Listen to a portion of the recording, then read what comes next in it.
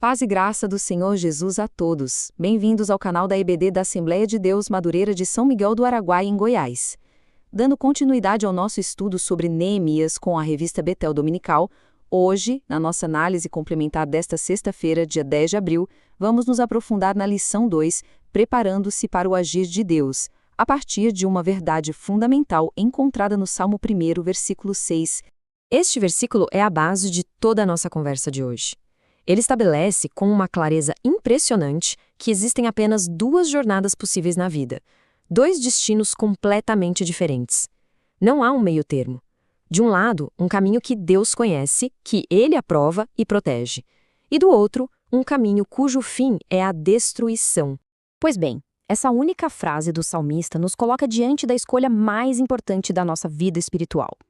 Cada decisão, cada passo que damos, nos coloca em um desses dois caminhos. E é justamente essa escolha que vemos de forma tão clara na vida de Neemias. Um homem cuja trajetória é o exemplo perfeito do que significa andar no caminho que Deus conhece. O contraste aqui é total. O caminho do justo é um caminho de propósito, de vida, um caminho que está sob o olhar atento e cuidadoso de Deus. Por outro lado, o caminho do ímpio, por mais que às vezes pareça mais atraente ou mais fácil, tem um destino certo: a perdição, a desordem, o fim em si mesmo. Cada momento de espera, cada oração, nos posiciona em uma dessas duas trajetórias. Agora, vamos sair um pouco do conceito abstrato do Salmo e olhar para a vida real, por exemplo, concreto de Neemias. Ele não apenas escolheu o caminho certo, mas ele nos mostrou como se anda e como se permanece nesse caminho, através da preparação, da paciência e de uma total dependência de Deus. 4 meses. Esse foi o tempo entre o momento em que Neemias recebeu a notícia devastadora sobre Jerusalém e o momento em que ele de fato falou com o rei. Para muitas pessoas, esse tempo poderia parecer uma demora, uma angústia, talvez até um silêncio de Deus. Mas para Neemias, foi um tempo de intensa e, acima de tudo, ativa preparação espiritual e estratégica. A espera de Neemias não foi uma espera passiva, de braços cruzados. Foi um período preenchido com ações espirituais muito claras. Ele orou sem parar, buscando a direção de Deus. Ele jejuou, mostrando a seriedade do seu coração.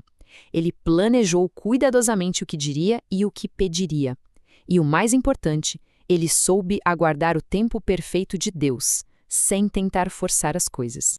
Essa citação do pastor Marcos Santana nos dá uma perspectiva teológica muito profunda. O tempo não é um espaço vazio que a gente preenche com ansiedade. Para o crente, o tempo é um recurso que Deus nos dá, e usá-lo com sabedoria, como Neemias fez, é um ato de fidelidade. É mordomia espiritual. A espera se transforma em adoração, quando ela é usada para preparação. E então, depois de meses dessa preparação silenciosa e fiel, chegamos ao ponto de convergência. O momento em que a preparação humana, guiada pelo Espírito Santo, se encontra com a oportunidade soberana criada por Deus. A cena que a gente lê em Neemias capítulo 2 é o clímax dessa espera. O rei Artaxerxes, por iniciativa própria, percebe a tristeza no rosto do seu copeiro. Aquela pergunta do rei não foi um simples acaso, foi a porta que Deus abriu no momento exato para um homem que estava completamente preparado para passar por ela. E aqui está o ponto central.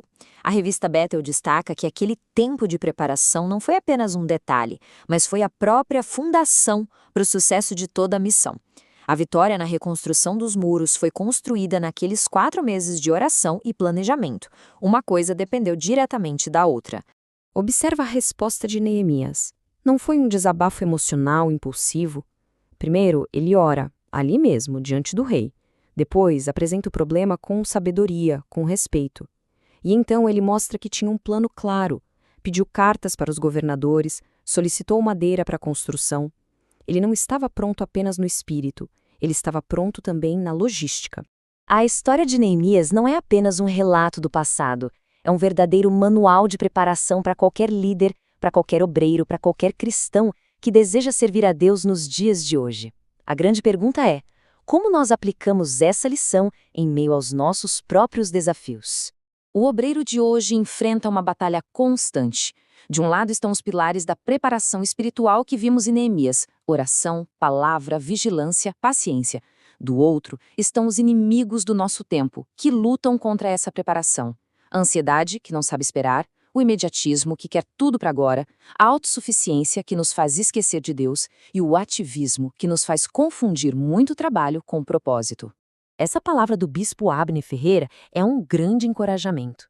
Nossa preparação não se baseia naquilo que os nossos olhos veem, mas naquele em quem cremos. É justamente quando os recursos humanos acabam, quando a lógica não aponta uma saída, que a nossa fé, fortalecida pela preparação, se ancora no poder de um Deus que sempre faz além do que imaginamos. E essa é a questão central que a lição nos deixa para reflexão. A pergunta não é se queremos que Deus haja. A pergunta é: estamos verdadeiramente preparados para quando Ele agir? Estamos, assim como Neemias, orando, jejuando, planejando e esperando no tempo do Senhor para as oportunidades que Ele vai nos dar? A preparação é também uma questão de defesa espiritual. O apóstolo Paulo nos orienta em Efésios a nos fortalecermos para o dia mau.